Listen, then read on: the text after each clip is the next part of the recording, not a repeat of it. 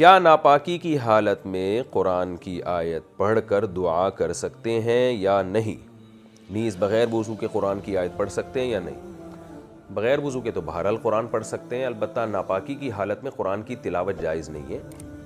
البتہ قرآن کی وہ آیتیں جن میں دعا کا عنصر پایا جاتا ہے، دعا کے میننگ پائے جاتے ہیں، تو ان آیتوں کو ناپاکی کی حالت میں دعا کی نیت سے پڑھ سکتے ہیں، تلاوت کی نیت سے نہیں پڑھ سکتے۔ جیسے قرآن میں آتا ہے ربنا آتنا فی الدنیا حسنۃ وفی الآخرۃ حسنۃ وقنا عذاب النار، اب یہ دعا ہے لیکن قرآن کی آیت بھی ہے، تو آپ اسے آیت کی نیت سے نہ پڑھیں، ناپاکی کی حالت میں دعا کی نیت سے آپ پڑھ سکتے ہیں۔ اسی طرح آیت الکرسی ہے تو یہ قرآن کی آیت، لیکن اگر آپ ناپاکی کی حالت میں یعنی جنابت میں یا حیض و نفاس کی عورت اگر ہے تو حیض و نفاس کی حالت میں آیت الکرسی قرآن کی تلاوت کی نیت سے نہ پڑھیں۔ ہاں وہ بطور دم کے، بطور رقیہ کے، بطور وظیفہ کے پڑھ سکتی ہے وہ۔ اسی طرح سورہ فلق، سورہ ناس ہے، آپ دم کرنے کے لیے تو پڑھ سکتے ہیں، تلاوت کی نیت سے نہیں پڑھ سکتے آپ۔